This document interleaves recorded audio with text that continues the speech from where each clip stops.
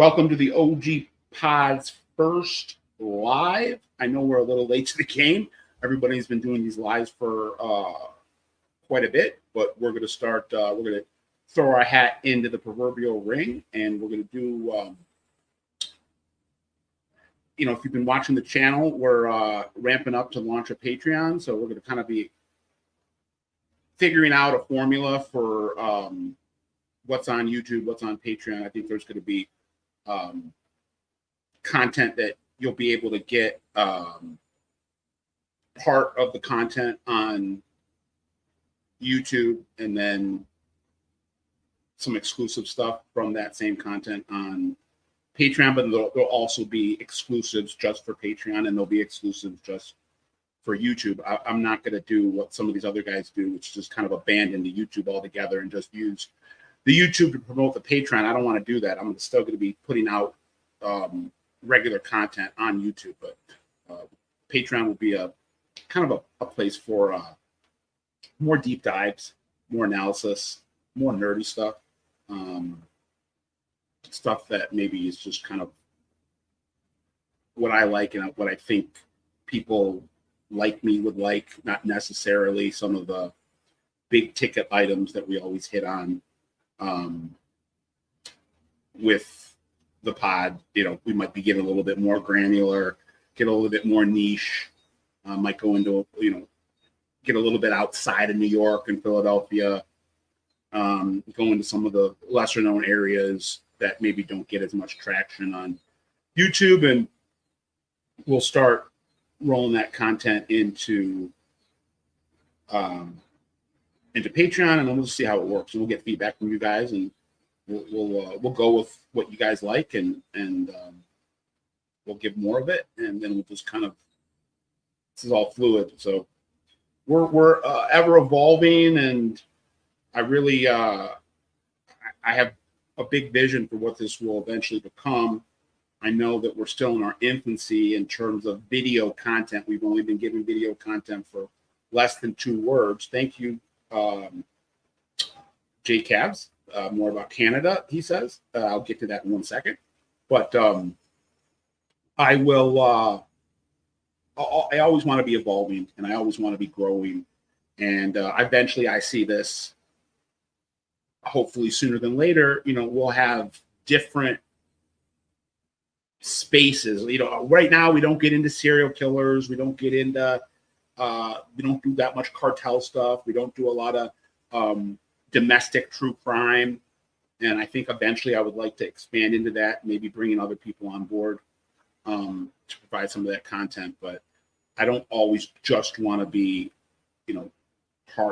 hardcore LCN. I'm not to say that that's always going to be the bread and butter, but I would also like to have some diversity in terms of maybe some things that skew more, female viewers with the kind of husband and wife domestic stuff, the serial killer stuff. So we'll see. That's a vision. So the first question we got, we'll talk about Canada a little bit. We've been doing a lot of reporting on OG Pod, and a lot of reporting on our companion web magazine, The Gangster Report. I am, overjoyed with being able to come in there in the last, and I've been reporting about stuff in Canada kind of on the periphery for a good 8-9 years, but never really diving in the deep end. And then when this war broke out between the Hells Angels and the Rudo mob, which we've talked ad nauseum at this point, how there are all these like wars within wars within wars, and kind of a domino effect since Vito Rizzuto left Canada for prison 18 years ago, and everything started to fall apart in 2006, and then it really fell apart in 2009 going forward. But we jumped in terms of OG Pod and Gangster Report more in the last year and a half, 2 years, and I think we've been we're value added. I'd like to say I think we give a different type of news that you're going to be getting from the mainstream media there. Also want to shout out the Dirty News, which is just the best true crime blog in Canada right now, they do a great job of keeping their finger on the pulse of a lot of the day-to-day gangland stuff, and we've taken some cues from them, and they've taken some cues from us, and just a shout out to them, and then shout out to all the great Canadian reporters. There's so many of them, Paul and Antonio, and there's just great work by everyone out there, and I just try to come in and Adrian, Antonio, Paul, just try to augment. So what's going on? Something that we have not reported that I'll kind of give some exclusivity on right here is hold on a second, guys.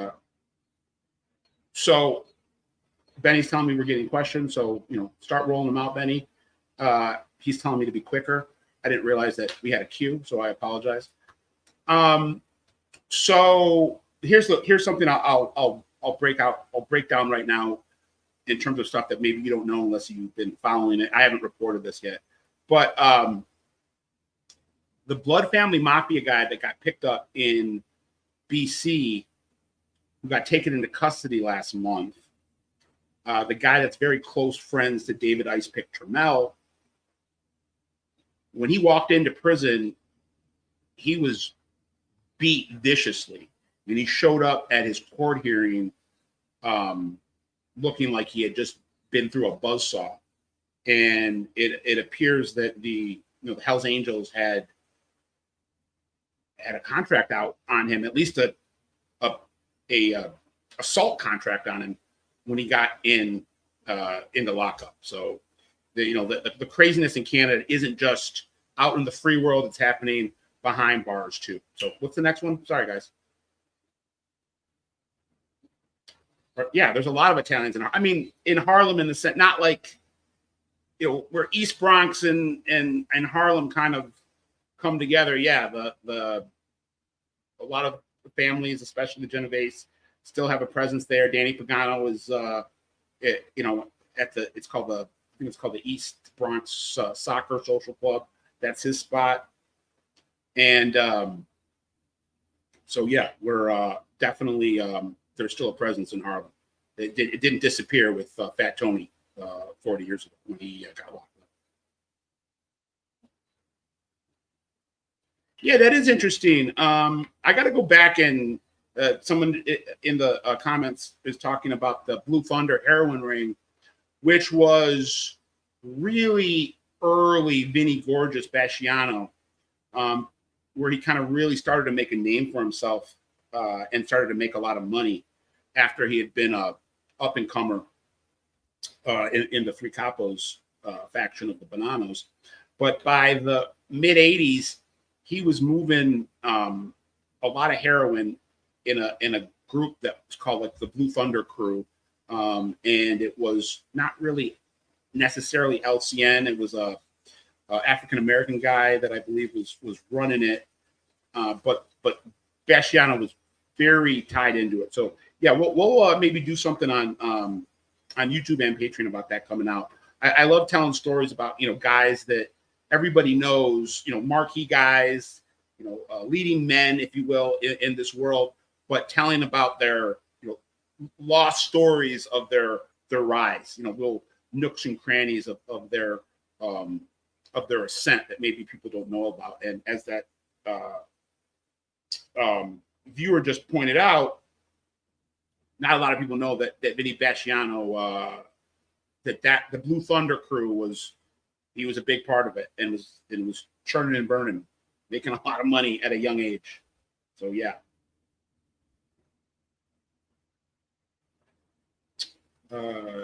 Mentioned going to jail over a fight, protecting Leonetti's mom.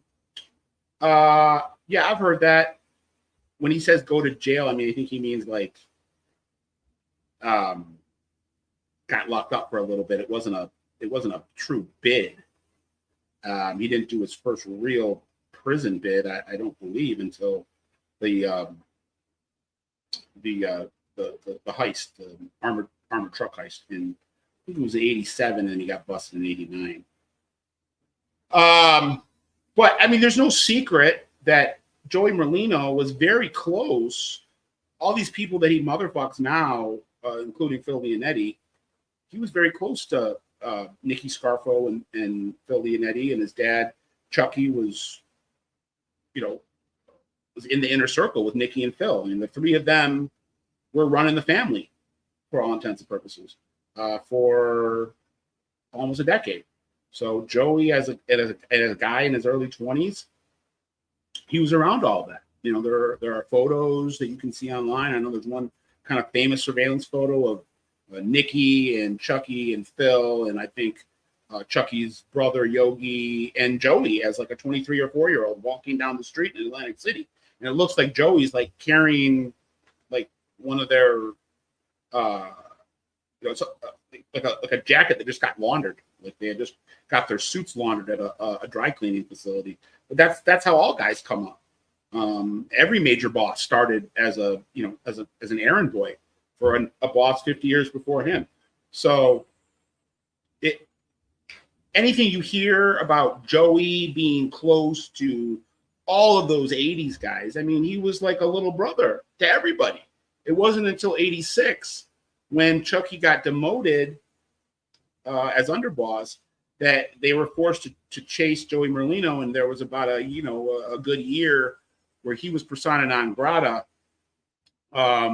because of that demotion, and because Nicky Scarfo turned on Chucky and turned on the family, and Joey's still very bitter about that to this day, and don't necessarily blame him, I understand.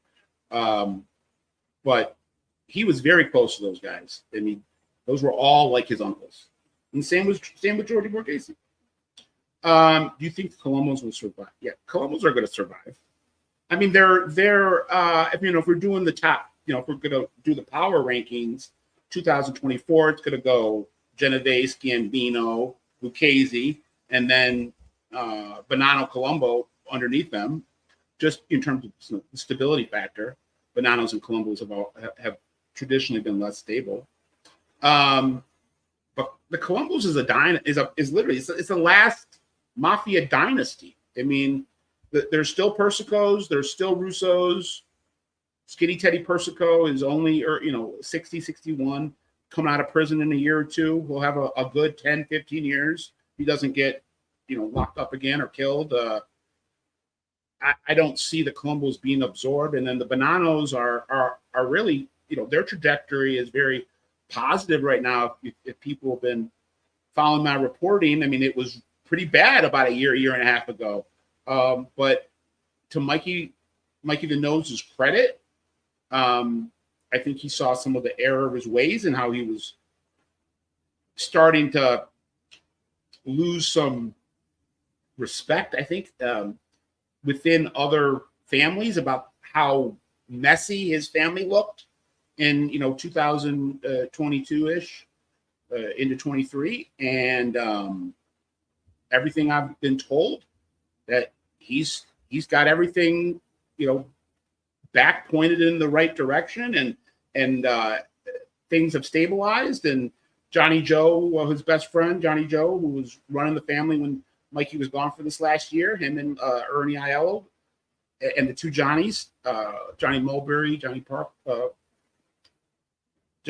and those guys, Johnny Skyway and Johnny Mulberry, and now Bruno taking over for Vinny TV as the consigliere. I mean, it's night and day, and this is a group in terms of Bonannos that are as unified as they've been in a decade. So that says something, to come from where they were 18 months ago to where they are now. So I don't see either, I don't see any of the five families being, not being where they are now in 10 years from now. Maybe 20, 30, 40 years might be different. I mean, I think we're talking about major OC groups right now where there are rumors of absorption, quote unquote. I go to Chicago, and I've heard that when Rudy Fratto ends up passing away, I mean, this guy's gonna live forever. You know, he's 80 going on 20. But when the time comes and Rudy is no longer there, not sure about Tony and Bobby and those guys that are, and Gary Gagliano, who's also pretty old in Elmwood Park. But I've heard there are rumors that Elmwood Park might get shut down and rolled into Cicero, the way that the North Side Crew about 25 years ago got shut down and rolled into the West Side Grand Avenue. So that's the only story that I've heard about in terms of the consolidation.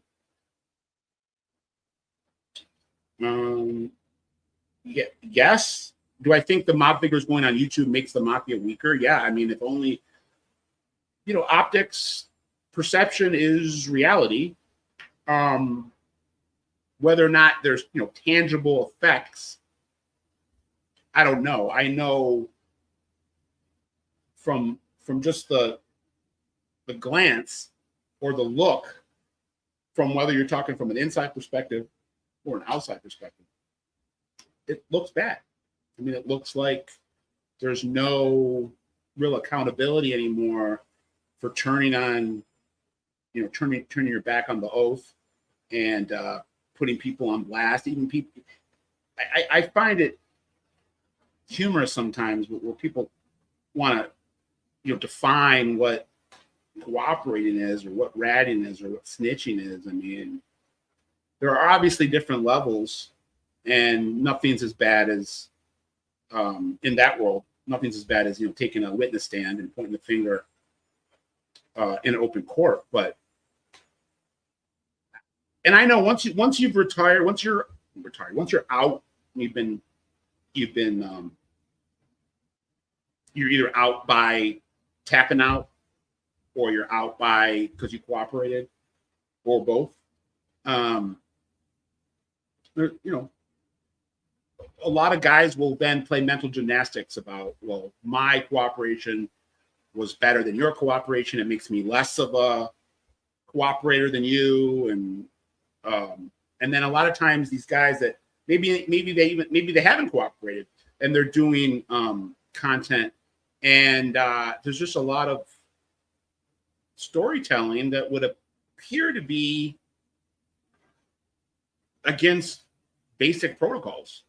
And I get a lot of people throwing that at me, but the last time I checked, you know, I never took an oath. I don't consider myself a mob tuber. I'm not a traditional content producer. I'm an investigative reporter, author, historian, television producer and consultant. I don't really have any allegiance to anyone other than the truth and telling people the real story, whether that makes people that at one point I look good, whether that makes people that at one point I made look good, look bad. It's the truth. And, you know, I'll just finish off with this in terms of Mr. Marino. I didn't really hear a lot or anything from him and a lot of his disciples and acolytes that are very vocal in some of my reporting over the last year. Again, Joey doesn't look so great this last year, at least in terms of, you know, mafia rules and whatnot. For the previous 12 years, all I was doing was building the mythology of Joey Merlino, and I don't regret it. I mean, he's one of the most consequential, compelling, riveting mafia figures of the last half century. So he was, yes, he's part of my brand. He's always been part of my brand, and everything was really, you know, in terms of being a gangster, it was positive. And I didn't hear anything from him or his people.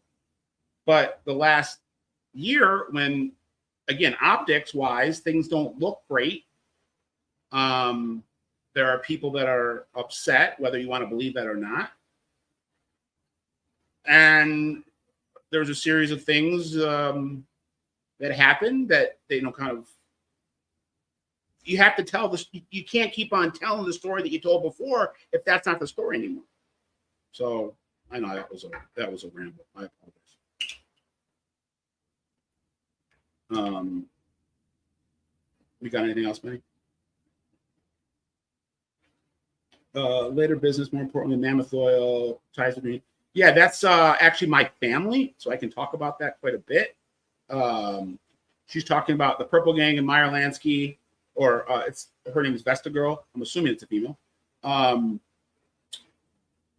The Purple Gang, which is the Detroit Jewish mafia, Jewish mob, they controlled the city during Prohibition, and then a lot of the guys continued after Prohibition or came underneath the Italians, the Tocco's really crime family, and worked for them. A lot of them, into the 90s and 2000s. But the Purples, the four Burnstein brothers, who were the leaders of the Purple Gang, were my cousins.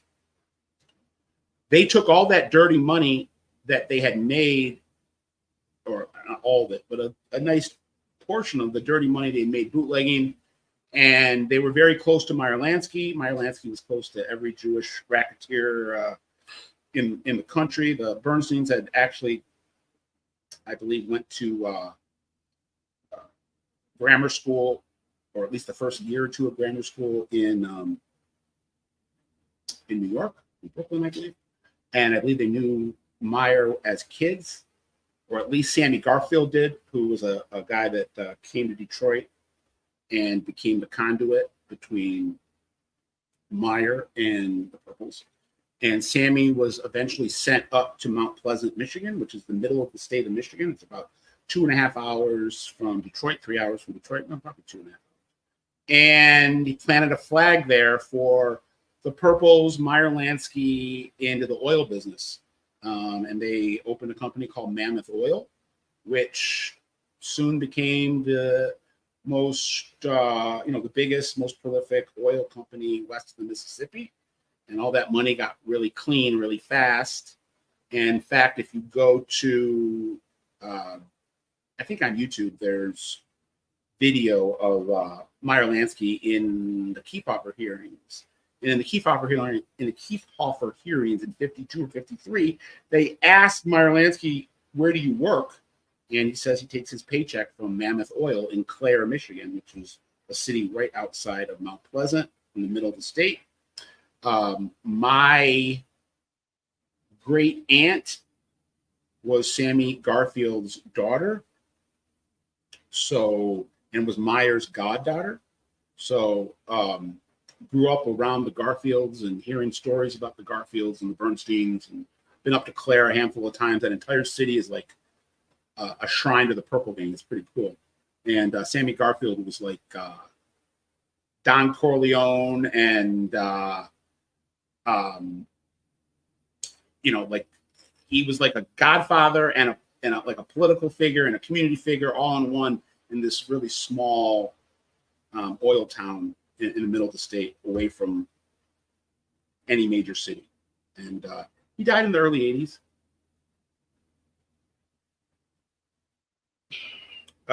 Did Rizzuto still work with the Bonanos or other crime families in New York after Massino? I wouldn't really say Massino screwed them. Just to clarify this, I believe this was the Rizzutos defecting for all intents and purposes. You might know, Paulie D, you might know something that I don't. But I don't think Massino necessarily wanted to. Well, you might be saying screw them because he killed George from Canada, and that definitely didn't help matters. But that was trending in that direction before George from Canada was killed in '99, and I'm not even positive if there hadn't been somewhat of a break off before that. I know that there was tension in the '90s before George was killed in the spring of '99, where the Rizzutos felt they were chafing at the oversight by the Bonanos in New York. They felt like they couldn't make a move without asking permission. They didn't. At one point, they couldn't make their own guys. They had to ask permission to bring guys in, and I know that became an issue. So I don't think it's as simple as Massino killed George Shasha, and then the whole relationship dissolved. I mean, that's definitely a line in the sand type moment. But I also want to draw a line.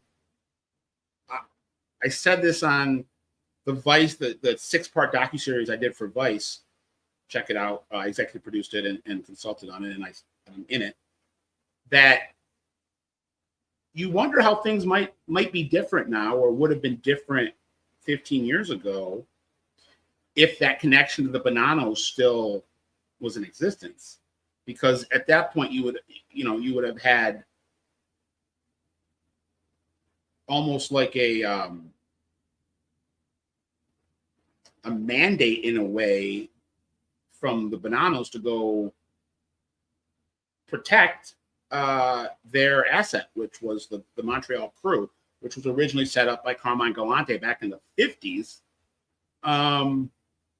But 10 years after the break off, there was no inclination to do that. In fact, as we know, one of the Bonano bosses gets deported, and when he lands in Canada, he joins the insurgents against the Rudos. That's Sal Montana. So I always love playing the what if game, whether you're talking crime history or sports history or politics history. What if this happened? I always say politically, like people talk about 1968, and I know I digress here for a second, but I always wonder, like, Bobby Kennedy getting killed changed. I mean, Richard Nixon doesn't become president if Bobby Kennedy is not assassinated. He goes on and wins that election. Who knows what goes on between 68 and 74 with the increase in, or the Vietnam and Watergate and all that. So I wonder what would have happened if the breakoff had never happened, and the Bonanos still had some ownership over that Montreal Crew. My favorite team in terms of we're talking sports, or we talking mob teams. I mean, sports. I'm a Detroit guy, and my college is Indiana University. That's where I went to school. So I root for Indiana basketball. I'm a diehard Indiana basketball fan. It's been rough. It's been a rough 25 years, I'll tell you that much. And then in pro sports, it's Lions, Tigers, Pistons. Not a big hockey fan. I was excited when the Red Wings won the Stanley Cup in 97, 98 when I was a kid. But Lions are it's really Lions and Indiana basketball. Those are my two my diehards. And for the Lions, for the first time since I was 14, this team is a legitimate Super Bowl contender. I could not be more thrilled. Yes, some investor girl says, did Jimmy Hoffa haul drugs for the CIA? And did the CIA order Detroit? No. So the first part of the question I will say, or first part of my answer is yes, Hoffa was moving dope for both the Mafia himself and the CIA. I don't believe that the CIA killed Jimmy Hoffa, though. I believe him threatening the Mafia, and Jimmy Hoffa was a confidential informant at the time that he was killed. Not a lot of people know that. I've always reported it, but I know it's not in the national or the international narrative. But everybody knew that he was a CI by the summer of 75, and he was very duplicitous. On one hand, he's going off and doing interviews on 60 Minutes, talking about how he was going to rid the Teamsters of Mafia influence. The other hand, he's talking to those mobsters that he's trying to kick out of the union and begging for them to let him back without any resistance. And at the same time as all that's going on, he was taking meetings secretly with mob bosses that he had not been connected with in the union before. His connections to the mob from the 50s, 40s, 50s into into the 70s was really Midwest, Chicago, Detroit, and then New York. But he was taking meetings with Suncoast Mafia bosses, Marcello, Trafficante, Bonanno, Nick Licata in California. He met with Nick Sevilla, Angelo Bruno. So he was politicking behind the scenes, trying to make a deal to replace the East Coast Midwest guys with the Suncoast guys. None of it worked. It all blew up in his face and he ended up being killed. I don't really think the CIA had anything to do with his murder, though. But I will say it helped the CIA. I mean, the church committee was meeting at that point. Hoffa had been involved with the CIA, with the mafia in Operation Mongoose to kill Fidel Castro, as well as other missions in the war against communism. And the three big mob guys that were involved in that all ended up murdered, all in the same year-ish. Sam Giancana, Jimmy Hoffa, and Johnny Rosselli. So it definitely begs some questions. What's going on in Detroit? Pete Tocco passed away. Who's moving up? What's up with leadership? The Detroit Mafia is just kind of living up to their reputation as stealth and shadowy. And, you know, I hate to sound cliche, and it's a cliche that my man George Anastasia, my mentor, coined, but it's true. Make money, not headlines. That's the Detroit crew. And I talked about this on a video recently when Jimmy and I, the doctor, we broke down all the mafia families in 2024. And I said, at least when it comes to Detroit and Chicago, it seems like there's a distinct shift to becoming more of a narcotics organization that has racketeering in it, as opposed to a racketeering organization that dabbles in narcotics. And in Chicago, there's been kind of a street gangification of the outfit.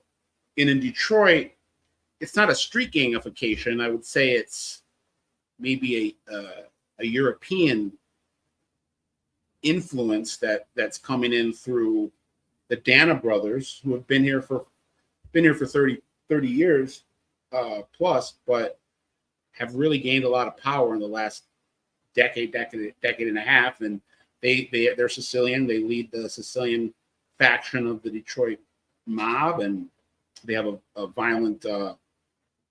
some violence on their record. We talked about it here. We've written about it. People don't know the most recent act of violence was back 10 years ago or so, but a little more than 10 years ago, where the two of them came into a competing restaurateur that was refusing to pay them street tax, and they took baseball bats to him and beat him within an inch of his life. So these are serious individuals, and they have a lot of legitimate businesses, a lot of construction companies, and I think that the future kind of lays in their hands with some other guys that are underneath the Jackalonis that are younger guys. But it's not really, it doesn't really look or is trending in a direction of what it used to be. It's evolving. Well, I'm sorry, put that back up, Betty. What's the difference between the Mafia and the Freemasons? I don't know about Italy, James Grimaldi. In the United States, I'll just say that the Freemasons are, I'm guessing, I'm not telling people anything they don't know. I mean, it's a secret society kind of Illuminati-like organization that has a lot of very powerful people that belong and have belonged for years, decades, centuries. They're definitely akin to the Mafia in some ways. I don't know. I'd be interested to know how many made members of the Mafia over the years have been Freemasons. If you can find that out for me, I'd love that. I'd love to be able to learn that little nugget of information. Thank you, Hashtone from Laval. So I kind of talked about this at the beginning of the show. Growing up in Detroit, we're very close to Canada. I didn't talk about this part. I'll talk about it in a second when I talk about being in Detroit. Grew up, literally if you're in downtown Detroit, you're 5 minutes from Canada. You can jump through the bridge, and in 2 minutes you can be in Canada. You can drink when you're 19. I spent a lot of time over there before my 21st birthday. You're also, if you're born in Detroit, you live in Detroit, a very common vacation destination for Detroiters is Toronto.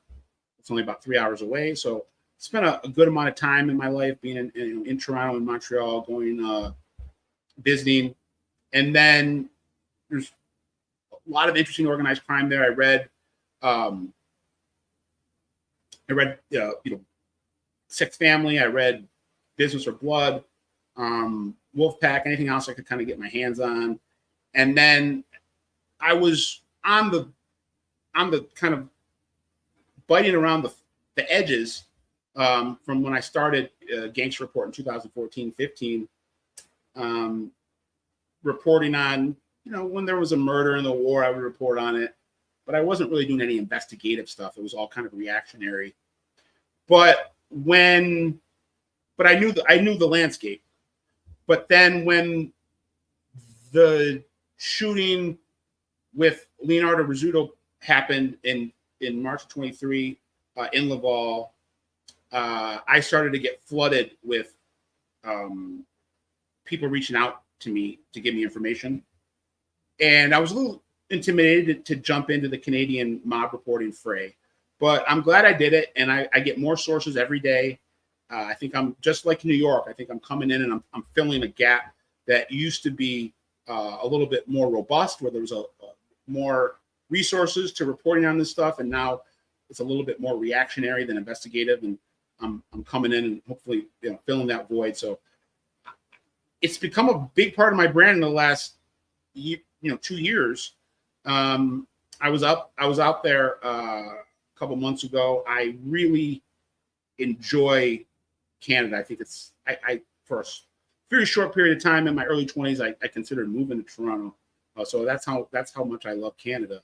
But this is what's going on there is, especially now, and it was before, but especially now with the Hells Angels and the Rizzutos at odds. This is historical. This is like biblical. This is Shakespearean.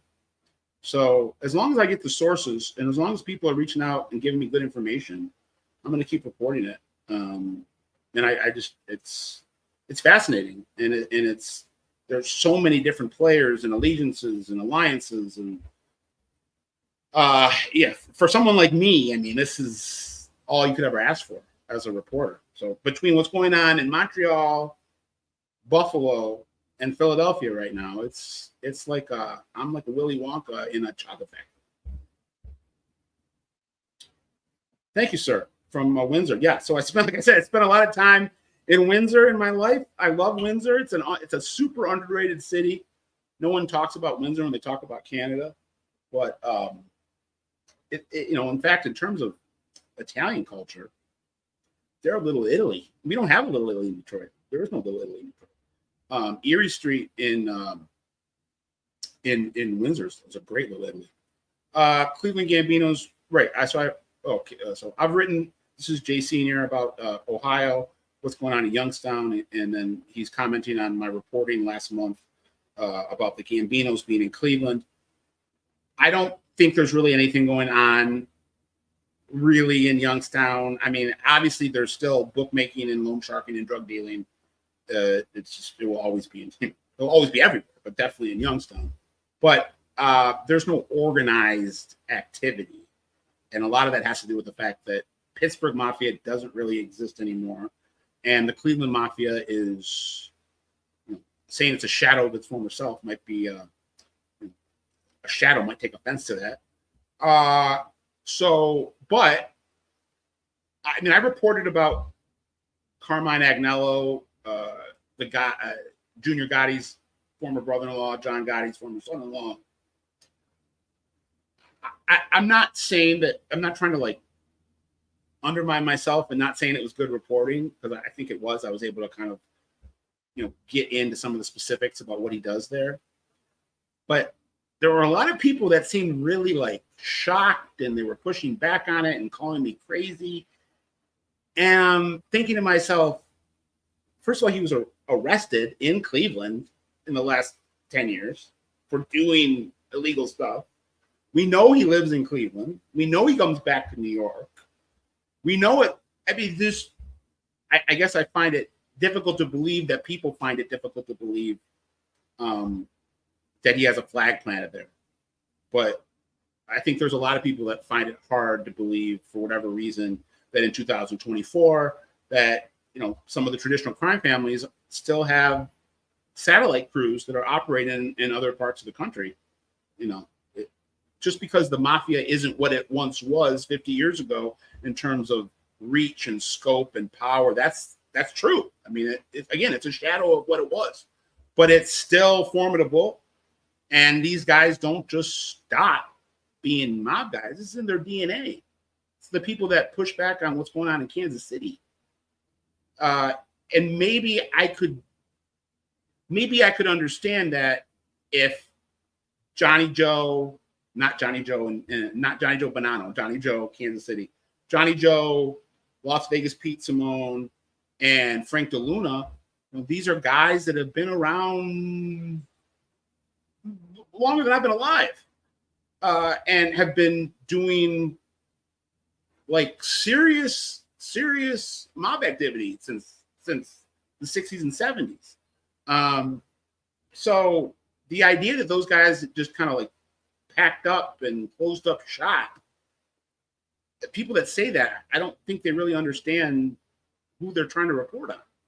And then other people, people want to split hairs and be semantical. And I'm not saying that the Kansas City Mafia is some empire. In fact, there's probably less than 10 made guys, maybe less than a half dozen. But so what? It's still an organization. Prime News, thank you, sir. Enjoy your channel. Thank you very much. Maiden's World of Wax. I appreciate it. Is there ever make a movie on Mafia Prince? Great question. So people that might not know, my kind of, in terms of my authoring, my magnum opus is Mafia Prince. Came out about 12 years ago. I would say it's a kind of a follow-up to George Anastasia's Blood and Honor, which is, to me, the best Mafia book that's ever been written. And I'm honored when people want to put Mafia Prince in the same breath as George's writing on Philadelphia. Just being all, fully transparent. If you would have told me in 2011 and 12, when we were putting that book out, that come middle of 2020s, there would be no adaptation, there'd be no film, there'd be no television series. And furthermore, there'd be no film or television series in development. Because for someone, now I'm no expert, I'm no veteran, but I've been working in Hollywood for 10 years now. And I learn something new every day. I'm still a guppy. But there are so many things that get into development that never see the light of day. So like to even get to the point where there's a TV show or film to be made, you first have to be in development. And with Mafia Prince, we've never even reached that stage. I wish I could have said that, oh yeah, back in 2015, we were in development at Sony, or we've had overtures, we've had some conversations with some people that were interested in developing, but we never made a deal to develop it. And it is surprising to me.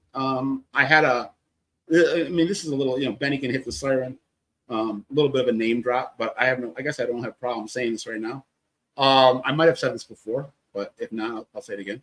I had the opportunity to pitch David Chase in person right after his movie came out, the one about the garage band, with Gandolfini was in it. It had nothing to do with the mob. And he was in Detroit, and he was doing a media tour. I had a friend that basically set up a dinner for him and me, him, and his wife. And we sat for about 2 hours, and I got to pitch him the book. I gave him a hard copy of the book, a signed copy, and pitched him the idea of maybe doing it as a TV or a movie, and never heard back from him. But you can't. I don't regret it. I mean, it was one of the best experiences of my life. Getting to spend 2 hours with the creator of The Sopranos, just me and him. But so that was as close as that's probably the closest we got. What was the pool called in Oak Park? It was called so I'm not. So he's talking about, someone from Detroit is asking me. There was a pool hall.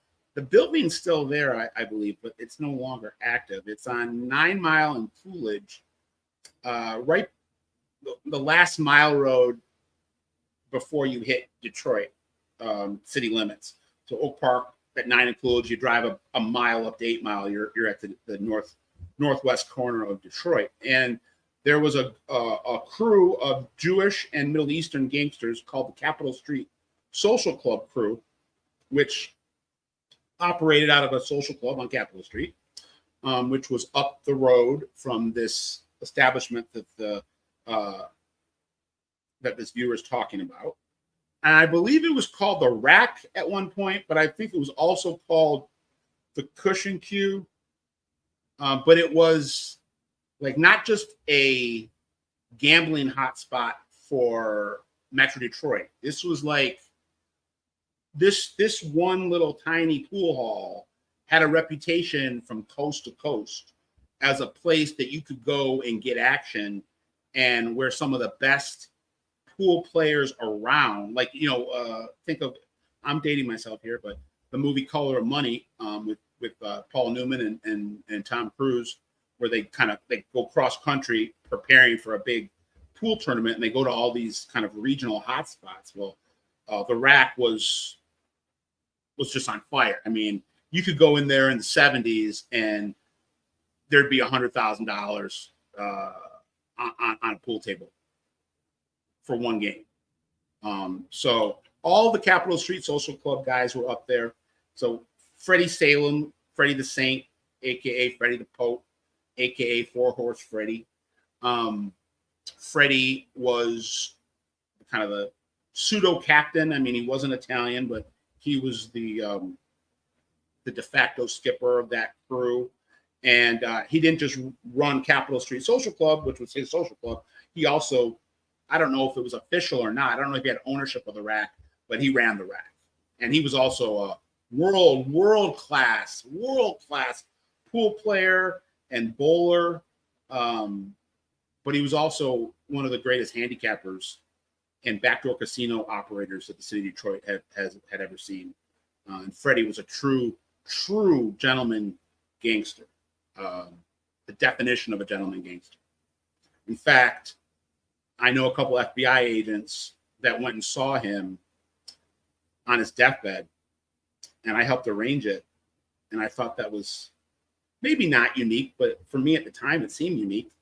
It probably is unique that two retired FBI agents wanted to go see the gangster that they had chased around for 30 years, and wanted to, say their proper goodbyes. So I thought that was interesting. But yeah, I'm pretty sure it was called the Rack, and at one point it might have been called the Cushion Q. It was open. I lived right by there up until about 5 years ago, actually, and it was open in the 2010s. I'm not sure about the 2020s, but I remember going by there, and it wasn't what it was. I mean, it wasn't a mob hotspot like it had been, but people were still going there and playing pool. What did that say? What's up, Scott? Big fan of your content. What time period is the most interesting in yourself in relation to organized crime? Thank you, sir. Well, right now, I would say it's the most interesting time period. I mean, it sounds crazy, but this is history, what we're seeing, and it's been history for 15 years, and it's getting crazier, not tamer. So I'm utterly fascinated about where we're going with this. it seems like the Rizzuto mob is at the doorstep of extinction almost. And that sounds absolutely crazy to think. Maybe that's a little hyperbolic, but they are definitely on the ropes. And as they're fading, the Hells Angels are surging. And what's interesting to me about this group of bikers, unlike any other group of bikers that I've covered, as this group of bikers in Quebec, and I'm guessing in Ontario too, with Nurgit, it's operated more like a mafia family than a biker gang. And I don't think that's a coincidence that they're trying to, according to my reporting, stage a hostile takeover of the Rizzutos. That's Marty Robert, who's the undisputed leader of the Hells Angels right now in Montreal. Him and Nurgit in Hamilton. I mean, again, this isn't being hyperbolic. The power in the Hells Angels, international. I'm not talking about in Canada. I'm not talking about the United States. I'm talking about globally. 600 chapters, 60 different countries. The power runs through Canada right now. It had always run through California or New York. It runs through Marty and Nurgit now. They control the entire kingdom. And that can't be stated. Because as powerful as the Rizzutos were, and they were really powerful, and they had a international reach, but I don't think they've ever had what the Hells Angels have right now in terms of resources, in terms of money, power, ability to carry out violence. And, frankly, I am shocked that Leonardo Rizzuto survived that March 23 assassination attempt. When we learned the specifics of it a couple months ago in those court filings, it was, dare I say, negligent for him to be carrying himself the way he was carrying himself. And what I mean by that is going to the same kind of headquarters every day, keeping a very easy to interpret schedule so they can lock down what you do and when you do it. He wasn't traveling with any security. He was driving himself. He didn't have a bodyguard. He didn't have a security team. It seems that if the alleged Hells Angels, Chit Del Basso, Mafia, it seems that if the hit squad that had been hired, if lack of a better word, by Chit Del Basso and the Hells Angels to do their dirty work, it seems that if they just would have done a basic mob hit, not trying to be, for people that know, they'll know, but not trying to be Joey Merlino in 1993, punching out gun turrets on a van and shooting at John Stampa in the middle of morning rush hour traffic. It seemed like they made this way more difficult for themselves than they had to. You could have just, and I'm not in any way, shape, or form saying I'm rooting for anybody to get killed or that I wish somebody would be killed. But it just seems that if they just could have, he didn't have any security. You could have killed the guy in the parking lot, walk into his car. But instead, they decided to wait for him to get on the expressway and try to shoot him when he was already in his car. It didn't make a lot of sense to me. And it seems like if that would have happened, we might not be here right now. In the sense that they might have, that house of cards might have gone tumbling with Leonardo. We don't know. Hoffa's in Detroit River. I don't think he's in the Detroit River. I am, for lack, I don't want to give this guy oxygen because it's just going to turn into a whole thing. And I'm not even going to say his name, but people that follow the Hoffa thing know that there's a guy that's insisting that he's in the Renaissance Center, kind of the foundation of the Renaissance. Now, this guy, I don't put any credibility in what he's saying in terms of him watching Hoffa be murdered. I don't think that's true. He believes it. I believe that he believes it so much that if he took a lie detector test, he might pass it. That's how much he believes it. Although I also know he took a lie detector test for the FBI and the state police, and the results were either failed or they're inconclusive. But what I will say, and I know that it's a lot, logistically, it's not easy to do what I'm going to say, but I don't believe there's a body. I think he was incinerated at Central Sanitation. But if we're just going to make sure that every stone isn't left unturned, and maybe they have done this and I don't know, I would do some, ground penetrating radar down at the Renaissance Center, which is the signature of the Detroit skyline. The concrete was being poured. Now, this is the part. I mean, this is true. You can't deny this part.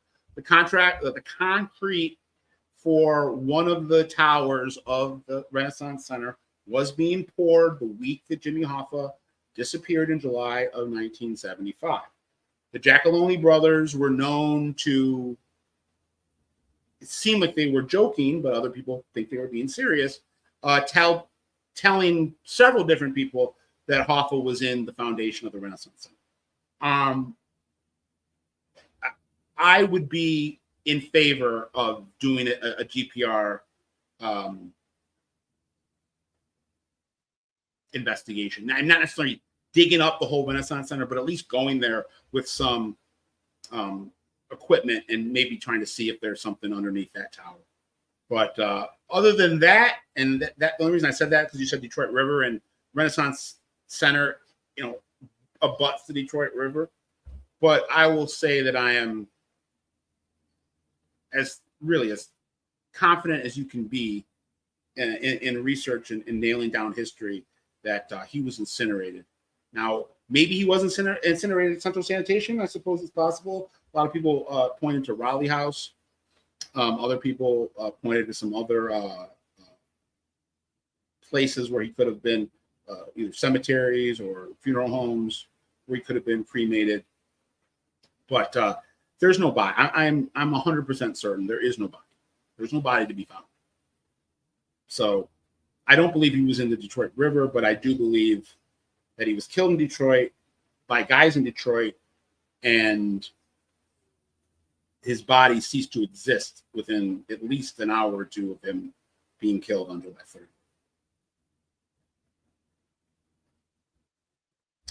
3rd. Any info on the guys? So I know that were supposed to be made with him, but denied it. Ryan. Well, I know Joey Basil was supposed to be made with Bingy. He was a Springfield guy. His name was on a list. I'm not sure who Rhino was. I'll tell you what's pretty interesting when you think about that August 03 making ceremony where Anthony Aralotta was made and then went back up to Springfield and took over the satellite of the Genovese there. Ralphie Balsamo was made in that same ceremony. The Undertaker, the fast riser in the Genovese crime family. So it's like 21 years later, Anthony's been out of the mob for a long time and is living his best life as a regular citizen.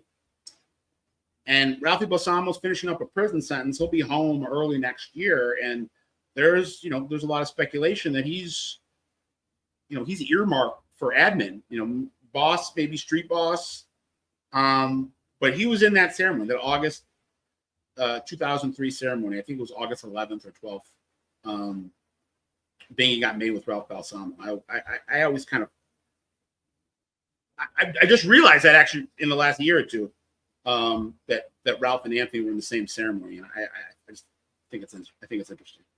It's also, well, I'll just throw this out there, and we'll go for another 10-15 minutes if that's cool. Today, August 5th, is the anniversary of Mikey Chang's murder, August 5th, 1993. So R.I.P. to Mikey Chang. We talk about OGs here. I don't know, this guy, you look up the definition in the dictionary of OGs, and there's going to be a huge picture of Mikey Changolini, staring at you. He died young.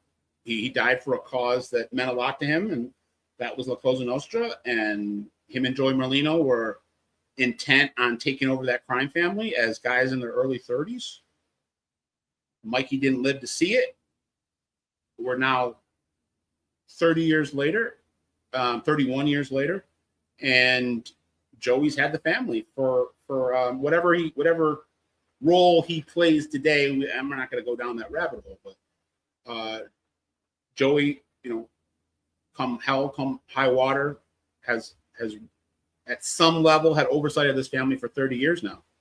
And who knows what would have happened if we played the what if game again about Mikey Chang. But Mikey Chang was somebody that just fearless, somebody that everybody liked. He didn't. I think he had some of his brother Johnny Chang's magnetism and ability to get along with a lot of different people.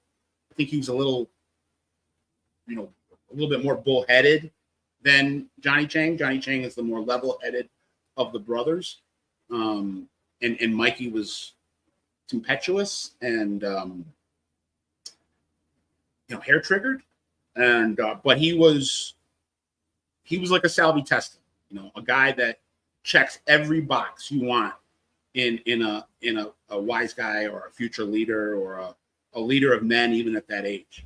And he was killed in South Philadelphia today, 31 years ago, early afternoon. Joey Marino was with him, and he died in Marino's arms. It's definitely one of the more dramatic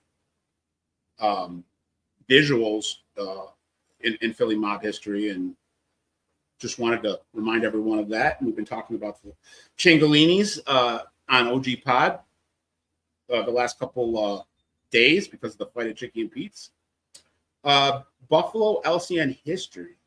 Yeah, you know what? Me and Jimmy are doing these life and crime episodes, so we might do a Lead Pipe Joe and Lead Pipe Joe Todaro life and crimes, and we could maybe give insight into that history. I mean, the Cliff Notes version would be that Stefano Magaddino, founded the family, led the family for 50, 60 years, and then unceremoniously was forced out. I mean, he was like a Joe Biden, was his own people told him, we don't want you to be our leader anymore. And he was alive for a handful of years after that, but pretty much him and all of his loyalists kind of went quietly into the night. And you had the Pieri group that came into power throughout the 70s. And then in the 80s, it started the Todaro regime after that little bit of a power struggle in the early 80s between the Pieris and the Todaros. And the Todaros took power in 84, and they've had it for 40 years, according to the FBI. The Todaro family says they're just business owners. They're legitimate multimillionaires from the Lenova pizza and wing franchise. But I right now, like Montreal, Buffalo, I can't get enough of it, and there's so much going on. I'm glad I can keep on reporting it for you guys. But yeah, we'll definitely give you some more Buffalo history. If you go to gangsterreport.com, I've done a lot of Buffalo mob history in the last month. I always say that when they get to order whack somebody, if they do it, their life is at. If they don't do it, their life is at. Do you know if somebody actually ever killed? Oh yeah, there have been people killed for refusing contracts, and there have been a lot of people killed for either messing up the contract or dragging their feet on the contract. One that's popping up in my head right now from Philadelphia, Pat the Cat Spirito, Pasquale Spirito, who was in the Scarfo regime. He was assigned with some murders in their whole feud with the Riccabinis, and the belief was that he was intentionally being slow on it because he didn't want to do it, and his own people killed him in his own car. So I'm trying to think of a situation where somebody refused a contract. Well, with Salvi Testa, Joey Punch didn't necessarily refuse it, but he refused to pull the trigger. but he agreed to do the setup because he knew if he didn't, to your point, Nicky Scarfa would have killed him. But everything's changed. I mean, this is protocol we're talking about from the heyday. There really isn't, the avenue that used to be the mob hit to solve problems has kind of gone, it's kind of gone by the wayside. I mean, there are mob murders sporadically in the 2010s and 2000s, 2010s, but you're talking about 30, 40, maybe 30 hits maybe in 25 years, maybe across the whole country. And if you went back from 1970 to 2000 across the country, you'd be talking about 3,000 hits instead of 30. So just think about the difference. I mean, maybe the number 3,000 is a little heavy, but maybe not. I mean, you're talking about hundreds and hundreds of murders over a year, over a not that long of a time period in cities like New York and Chicago and Philadelphia, even Detroit. Detroit was pretty bloody at one point for a family that was known as being nonviolent. In 1985, it had like a dozen, or I think it was 10 to 12 people got killed in possible mob hits. And that was, that was in 1965. So your prediction of Detroit Confidential in 2009 was accurate. Remind me what my prediction was. Oh, I think what he's saying is I predicted the new admin. I said that most likely back in 2009, I said the future Detroit admin was going to be Jackie Giacalone, Anthony LaPiana, and Anthony Palazzolo. And that's what it was. Anthony Palazzolo died about 5 years ago, and Pete Tocco just died a couple weeks ago. But Jackie and Tony Lop are still, at the tip of the spear. The future, I kind of said this, I don't know if you were on the chat, but I said at the beginning, I mean, the future is really with the Dana brothers and, kind of the Sicilian faction of the Detroit organized crime group. And then there's another pair of brothers that have come up under Joey Giacalone and a couple of the other Giacalones that are younger up-and-comer types that will kind of, I think, take over that part of the family. So they'll kind of be west side. The Danas will be east side. And it will evolve. It's never going to look like what it did. I would say, 1996 was probably the last time that this family was standing really tall and strong before the game tax bust. But it will never be like it was when, Jack Tocco was the boss or Joe Zarrilli was the boss. Those times have passed. Recommend a book, Patrick Murphy. I don't know if it's out yet, but I got an advanced copy of TJ English's The Last Kilo. It might be coming out next month, but it's outstanding. And for a story that's been told a lot, Los Muchachos, the Cocaine Cowboys, Willie and Sal, he does a great job of finding new information to put out there and interviews with new people that had never interviewed before. So I really liked The Last Kilo. I'm excited. I'm really excited for Anthony Arilotta's book. It's going to be coming out next year. Or next. Take that back.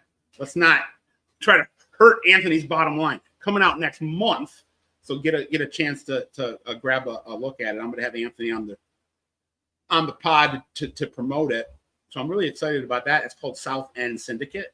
So I'm really eager to hear him give the full story of his rise and fall. I've heard it from him in bits and pieces, either talking personally or talking on the show. He to me is like, I've said it before, he's like, in some ways, he's like the Springfield version of Skinny Joey. Not exactly today analogous, but back when they were both on the rise, it was analogous. This was, Anthony, just like Joey, was a guy that was a baby-faced killer, allegedly, for Joey. And a guy that had a lot of respect of the OGs because he had such balls and such vision and was so fearless. And took over a whole wing of a family at 30 years old, 33 years old. And you just don't see that anymore, really. So I'm excited about that. It's with my books today, they're just like, we need something new. I mean, we need, I can only, and Anthony's is new. I mean, you've never heard that from Anthony, really. So I'm excited about that. But I mean, how many times can I read about Whitey Bulger or John Gotti? So, how many families were involved in the porn industry? I mean, I would say almost every family had a porn guy or a sex rackets guy. We were talking. Jimmy and I were talking about this on our Life and Crimes of Eddie Nash. Go check it out on our YouTube channel. Eddie Nash was like the unofficial, non-Italian mafia boss of LA. He was a huge drug addict, drug dealer, power broker on the Sunset Strip. And you had a situation where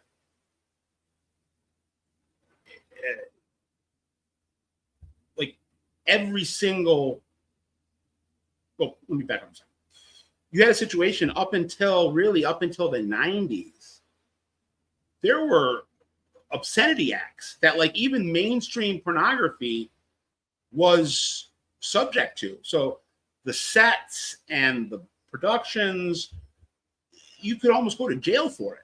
So it wasn't even like, I always say that the mafia finds its ways into the creases between legitimate and illegitimate. Well, when it came to pornography back then, there really was no legitimate. It was all illegitimate. So it just like, gambling and drugs and loans, there are vices that will always be there, and there has to be someone to serve it.